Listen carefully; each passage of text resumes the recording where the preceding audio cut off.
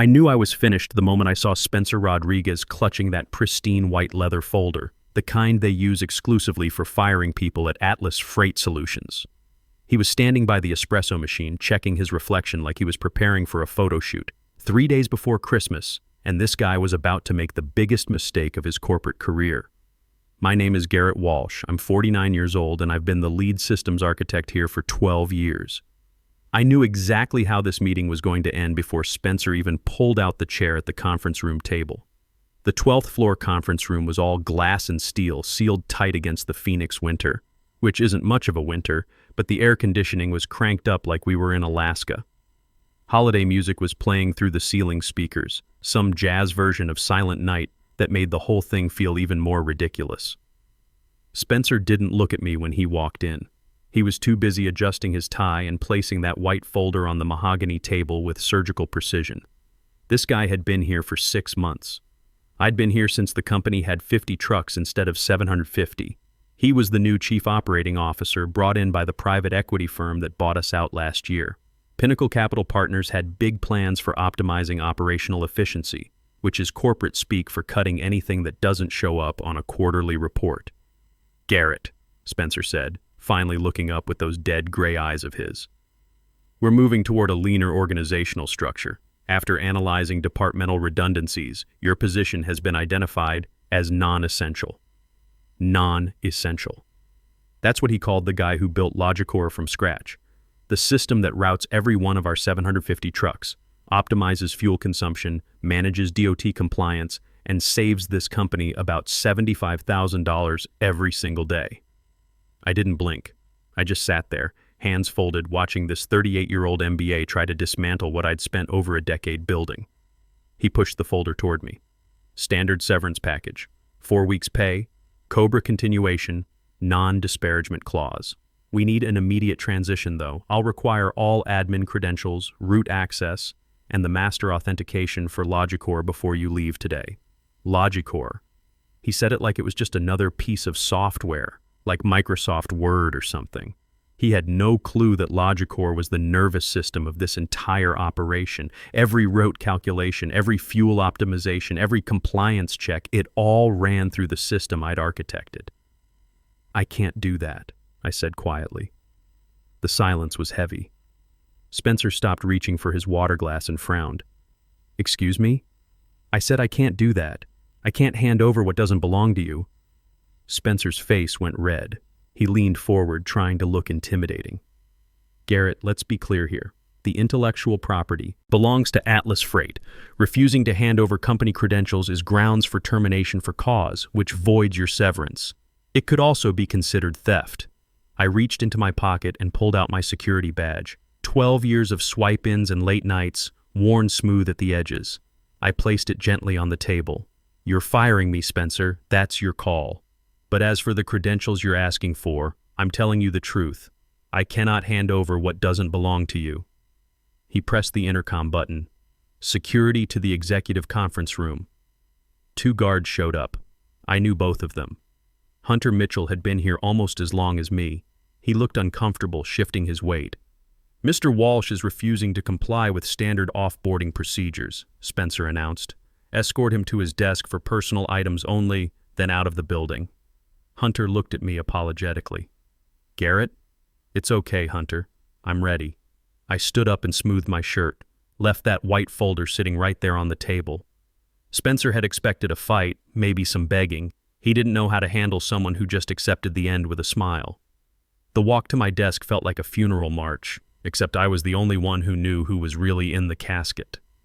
The office was decorated for Christmas. Garland around the cubicles, blinking lights, the whole 9 yards. People's heads turned as I passed. In an office this size, word travels fast. At my desk, I didn't touch the computer or the stacks of papers, just picked up my coffee mug and a photo of my daughter Sarah from her high school graduation.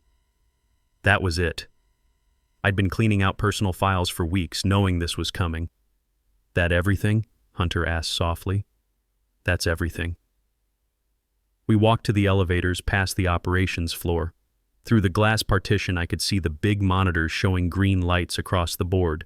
Green meant trucks moving, routes optimized, freight flowing. It was a beautiful thing to watch. All that synchronized commerce running on logic I'd written line by line. Spencer thought he was firing an employee. He didn't realize he was unplugging the heart monitor. In the elevator, Hunter didn't get in with me, just badged the panel so I could reach the lobby. "Take care, Garrett," he whispered before the doors closed. "You too, Hunter. Merry Christmas." The doors shut, and I was alone. My phone buzzed. A text from one of the junior developers. "They're asking for the authentication vault. What do I tell them?" I typed back, "Tell them to call Titan Systems." That text was going to make a lot more sense in about 2 hours. Let me back up a bit and explain how we got here. Atlas Freight Solutions didn't always smell like sanitizer and corporate fear. 12 years ago, when Logan Rivera still ran the place, it smelled like diesel fuel and honest work.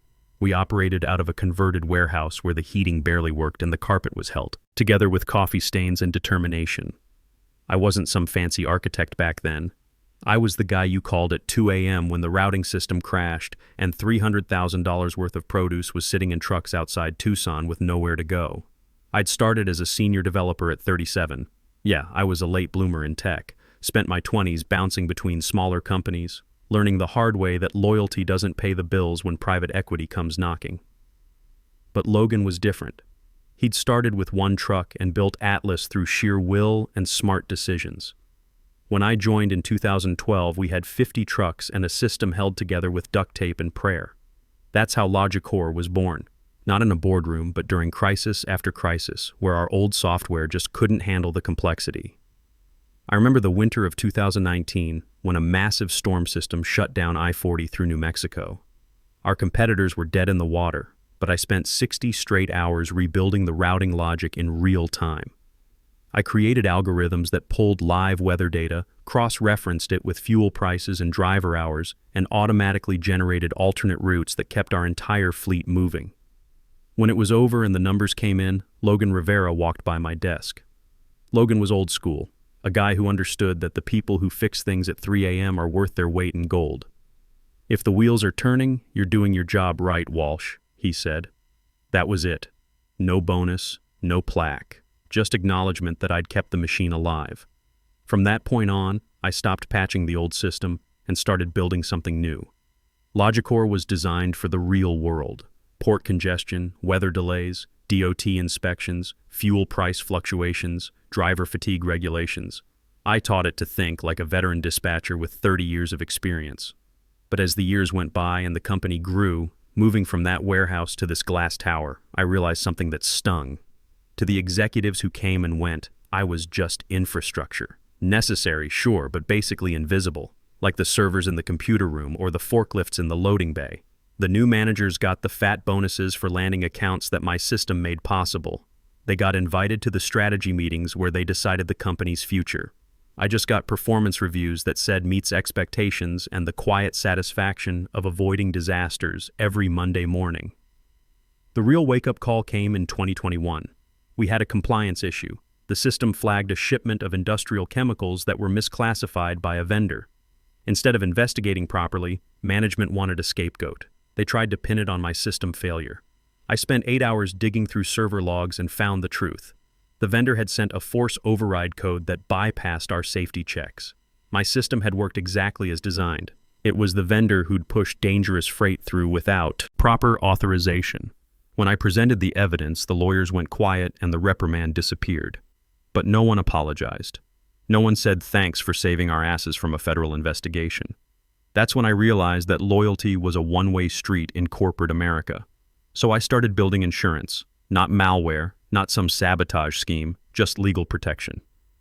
In 2020, 4 years into my Atlas career, I restructured Logicor's architecture so the core algorithms were isolated and hosted through a separate entity, Titan Systems LLC. I set it up with Logan's blessing. He understood that private equity vultures were circling, and when they came, they'd try to strip everything valuable and sell it off piece by piece. This way, the brain of the operation would be protected. "You do what you need to do to protect the engine," Logan told me when I explained the plan. "These corporate raiders don't understand that you can't run a trucking company from a spreadsheet." Atlas could see the Logicor dashboard and get the results, but the actual decision-making engine lived on Titan's servers. For 4 years, it worked perfectly. Atlas paid the monthly licensing fee to Titan Systems, $12,500 a month, just another line item in accounting. Nobody questioned it because the trucks kept moving and the money kept coming in. Then came the acquisition in late 2023. Pinnacle Capital brought in Spencer Rodriguez and his whole crew of efficiency experts. They looked at our operation and saw fat to trim. The first thing they did was conduct a vendor optimization review, which meant questioning every expense over $500. Spencer was one of those MBA types who thought he could optimize his way to success. Fresh from business school, probably never worked a day in actual operations, but full of theories about synergistic cost reduction and streamlined vendor relationships. The Titan Systems invoice got flagged in his review. Spencer saw a monthly payment for advanced logistics optimization and assumed it was some consulting fee for a project that was already finished. He put the payment on hold to see if anyone would complain. I could have marched into his office and explained the whole arrangement.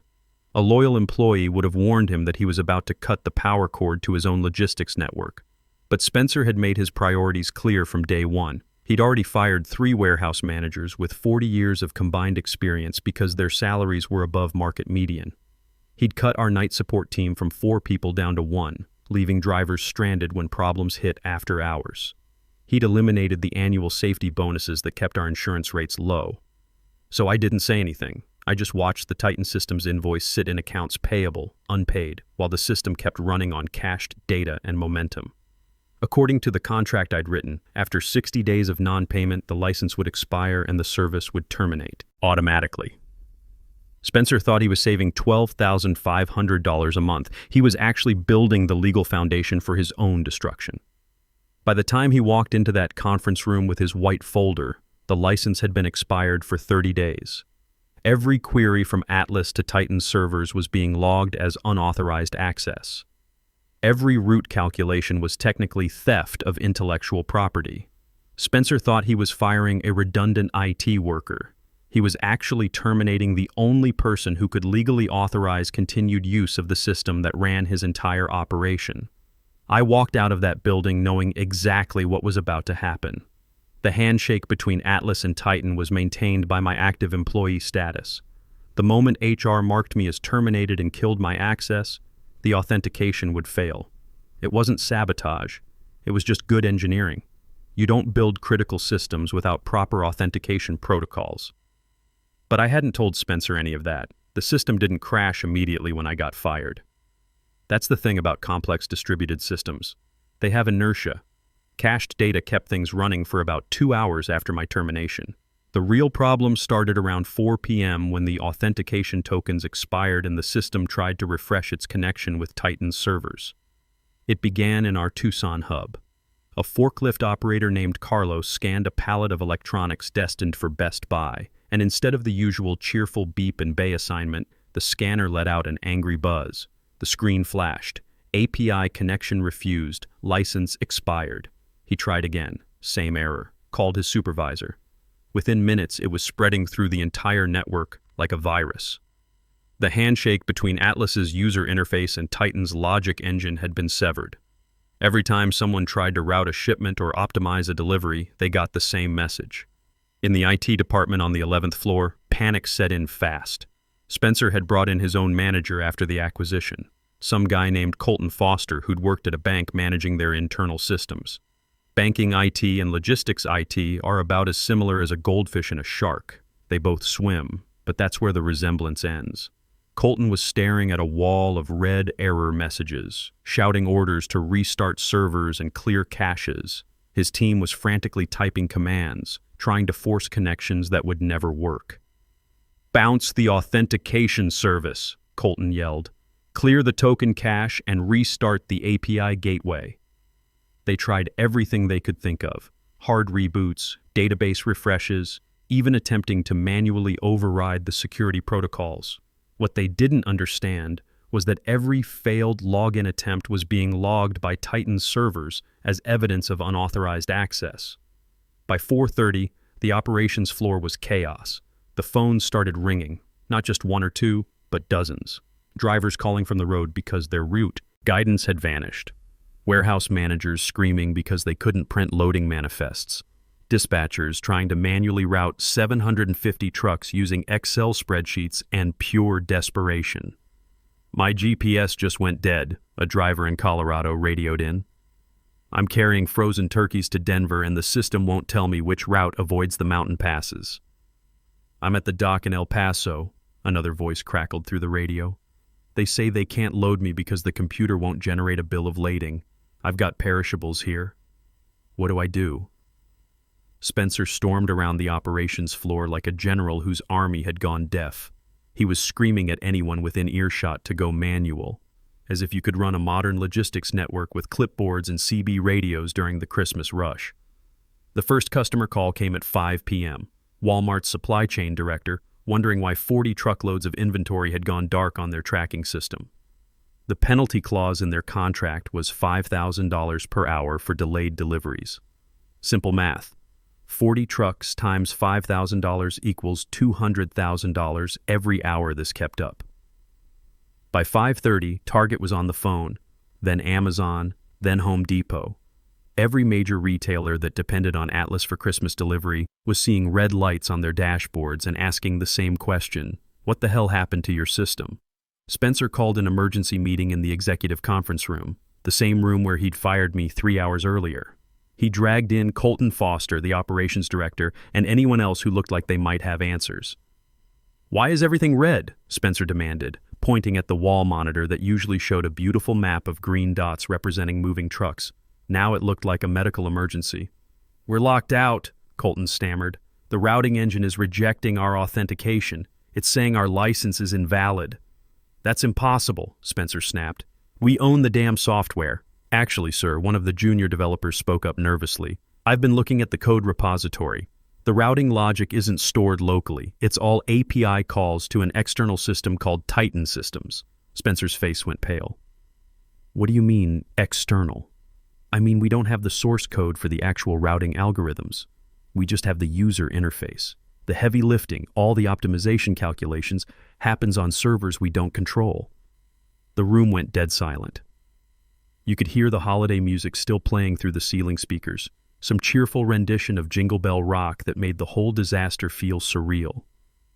Get around it, Spencer hissed. I don't care how. Clone the database, reverse engineer the API calls, just get those lights green. We can try, Colton said weakly, but without the authentication keys, we're basically trying to hack into their system.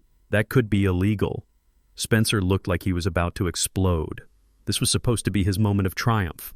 Cutting costs, streamlining operations, showing the Pinnacle Capital board that he was worth every penny of his inflated salary. Instead, he was watching his entire operation collapse in real time. That's when my phone rang. I was sitting in my living room watching the snow fall outside my window. Yeah, it actually snows in Phoenix sometimes. The caller ID showed a number I'd been expecting. Paige Bennett from Harrison & Associates, the voice said. She was the IP litigation specialist I'd contacted 6 months earlier when I first suspected the acquisition might go badly. How bad is it? They're hemorrhaging money and trying to hack their way back into Titan's servers, I said. Every failed login attempt is being logged as evidence. Perfect. We've been monitoring their intrusion attempts since 4/15. They've made over 180 unauthorized access attempts in the last 90 minutes. At $500 per minute of attempted unauthorized access, that's already $90,000 in penalty fees. I smiled. Spencer thinks he saved the company $12,500 a month by canceling the Titan contract. Instead, he's about to owe us more than he makes in a year, Paige replied. I'm sending the cease and desist letter to their board of directors now. This should be fun. The beautiful thing about good engineering is that it's predictable. You build systems that behave exactly as designed. Spencer had designed his own trap. He just didn't know he'd already stepped in it. Meanwhile, 180 miles away in Tucson, Carlos the forklift operator was still trying to scan that same pallet of electronics. The scanner kept buzzing its angry refusal. Behind him, $2 million worth of Christmas inventory was sitting motionless, waiting for a computer brain that had been surgically removed by a man who thought he was performing cost-saving surgery. The patient was flatlining, and the surgeon was still holding the scalpel. By 8 p.m., Spencer was ready to make a deal, not through proper legal channels, of course. He sent me a text message like we were old college buddies. Hey, Garrett, think there's been a misunderstanding about the transition. Coffee tonight? We can work this out like professionals. I forwarded the message to Paige Bennett. She replied immediately. Ex parte communication with a represented party. He's digging his own grave deeper. The next morning, December 21st, Page sent a formal demand letter to Atlas's board of directors. It outlined the unauthorized access penalties, which had been accumulating at $500 per minute since my termination. The total came to $480,000 for 16 hours of attempted breaches, plus a $320,000 reconnection fee for immediate service restoration. Total demand, $800,000. The board called an emergency meeting at 10 a.m.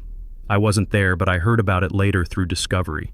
Spencer tried to frame it as sabotage, claiming I'd planted a logic bomb in the system. That's when Logan Rivera showed up. Logan had been in retirement for 2 years, living quietly in Sedona, but when the board called asking if Spencer was lying or just incompetent, the old man drove down to set the record straight. I signed that contract, Logan told them, slapping the original Titan Systems agreement on the polished conference table. Garrett came to me in 2020 and said we needed to protect the core system from people who don't understand how to run a trucking company. Turns out he was right. Logan looked Spencer dead in the eye. You fired the architect without securing the blueprints. That's not sabotage, son. That's plain stupidity. The room went quiet when Logan pulled out his tablet and showed them Spencer's digital signature on the Titan Systems renewal from just 11 months earlier. Spencer had personally approved the payment, acknowledging it as a critical external dependency in his own vendor review notes. You knew it was a vendor relationship, the board chairman said, his voice deadly calm. You paid them, you authorized them, and then you terminated the relationship without any transition planning. Spencer tried to salvage his position. We can rebuild it in-house. The core logic can't be that complex. We'll hire consultants. That's when Colton Foster, his own IT manager, threw him under the bus. Actually, sir, we've analyzed the code repository. The Atlas system is basically a remote control. All the actual processing happens on external servers. We don't have the source code, we just have the user interface. It would take 2 years and $5 million to rebuild from scratch. The chairman stood up. Spencer, leave the room. Security will escort you out. We'll discuss your severance tomorrow. You can't do this, Spencer protested. I'm the COO. I was hired to cut costs. You cut the wrong costs, Logan Rivera growled. You amputated the brain and expected the body to keep walking. Spencer looked around the room for allies. Found none. Every board member was staring at their phones, calculating how much this disaster was going to cost in customer penalties, stock price drops, and emergency consultant fees. Within an hour, the board had approved Page's settlement terms. Atlas would pay $800,000 to cover penalties and secure a new 3-year licensing agreement with Titan Systems. The contract included strict IP protections and gave me audit rights over their usage. When the wire transfer hit my business account at 2:30 p.m. on December 21st, I typed a single command into my terminal: restore service, full auth. On the operations floor at Atlas, the red screens flickered and went green, the API connections re-established, the authentication handshake completed successfully. Carlos in Tucson finally got his cheerful beep when he scanned that pallet of electronics, but the damage was already done. Atlas had lost $1.2 million in customer penalty fees during the 22-hour outage. 3 major clients had activated their backup carriers. The stock price dropped 8% when news of the system failure leaked to industry publications. Spencer Rodriguez was escorted out the same way he'd escorted me, with security guards and a cardboard box. The difference was, when I left, I took my life's work with me. When he left, he took nothing but a reputation for spectacular failure that would follow him through every future job interview. I didn't feel triumph exactly, more like the satisfaction of a craftsman whose work had finally been properly valued. They'd tried to treat me like a disposable part, but in the end, they'd learned something important about the difference between owning a building and owning the foundation it sits on. These days, I work as an independent consultant. Atlas still pays Titan Systems $15,000 per month for Logicore licensing, a 20% premium over the old rate, and they never miss a payment. Other companies have started reaching out too, wanting to protect their core systems from the kind of corporate butchery that almost killed Atlas. I've got my daughter Sarah's college tuition covered at Arizona State, got a nice house in Scottsdale with a pool and a workshop where I tinker with code in my spare time. The divorce settlement is paid off, and I sleep well knowing that no MBA with a spreadsheet can take away what I've built. The best part? Every Christmas, I get a card from Logan Rivera. This year, it came with a photo of him fishing in Sedona and a simple message. Thanks for keeping the wheels turning, architect. Spencer Rodriguez, last I heard, was working for a small freight broker in Omaha. His LinkedIn profile still lists him as a results-driven operations executive, but the results he drove at Atlas speak for themselves. Sometimes I drive by the Atlas building on my way to client meetings. The trucks are still rolling, the system is still humming, and somewhere on the 12th floor the operations monitors are glowing green. Logicor is still doing what I designed it to do, keeping the wheels turning, one optimized route at a time. The difference is, now they know exactly what it's worth, and more importantly, they know who really owns it. You don't fire the architect and keep the building. That's just not how engineering works. That's all the recognition a real engineer needs.